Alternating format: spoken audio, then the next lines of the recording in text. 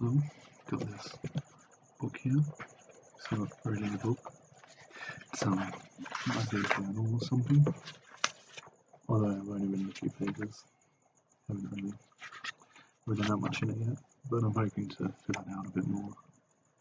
It's got these short stories that I've written probably about 5 or 6 now in the last 8-9 months. And people seem to like them. And I like writing them, so why not? I'll read out a few on YouTube. And this first one is called The Roadkill Bandicoot. This was my original one. Here we go. Just clear my throat. One day, I was out walking my dog. Everything was quite nice. It was warm, the sun was out, a few people playing basketball in the park I was heading towards. However, this pleasant moment soon ended as I came across a dead bandicoot. Recently, the local council put up a sign around the area with the parks that warned drivers of bandicoots. It was the first time I had heard of bandicoots being around this area, and I had lived there for a decade. The first time I ever came across a bandicoot happens to have been this time I was out on a walk. It was quite weird seeing the bandicoot 5 meters away from the road, because I couldn't figure out how it got there. Its body looked like roadkill, so some driver, whether it was the one that had actually run over the bandicoot, or some passerby at a later time, had moved the body off the road and onto a much safer resting place beside the path. The body couldn't have been that old when I first saw it, as it still looked quite fresh. However, all its insides were missing. The only parts left were its fur, skin, and teeth. I started walking almost daily after first seeing the bandicoot.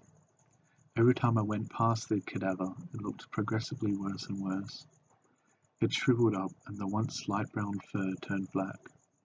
Its tail curled up into a stiff spiral.